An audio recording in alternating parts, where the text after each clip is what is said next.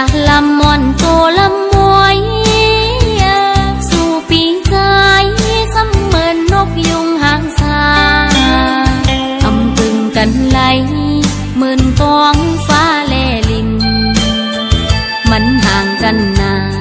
เพราะว่ากาลำอ่อนมองเจิงนางเป็นกาลำอ่อนโตลำมวยสู่ปีใจซ้ำเหมือนนกยุงหางสาอำพึงกันไหลหมื่นท้องฟ้าแลลินมันห่างกันนานเพราะว่ากาลำอ่อนมองเจิงก็เปิงสู่เป็นลูกสะเทนางหือฮักเขาจำใจเหมือนดังมองงานซ้ำเป็นฝนตกฝนทานตาจัดในเดเริ่มแปดนางละใจวันอันเขาหักกันเกี่ยวมนเสิงนั้นเจอหักเขาก็เอาไว้ว่านอนฝันอยู่ห่างไกลเสนางเตสิมหักนังเจอมันห่างกันนานอำกึ่งไล่หักสู้เยาว์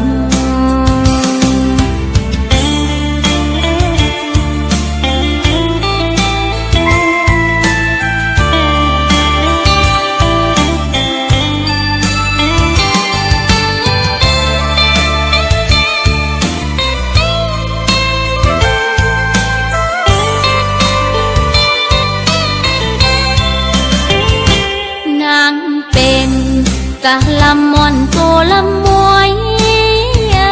สู่ปีใจซ้ำเหมือนนกยุงหางสาอำพึงกันไหลหมื่นกองฟ้าแลลิน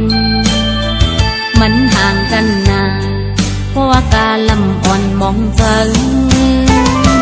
ก็เปิงสู่เป็นลูกสะเทนางหือฮัดเขาจำใจดังมองเมืองซ้ำเป็นฝนตกฝนทานตาจัดในเดเริ่มแปดนางละใจวันอันเขาหักกันเกี่ยวมนเสิงนั้นเจอหักเขาก็เอาไว้ว่านอนฝันอยู่ห่างไกลเสนางเตสิมหักนังเจอ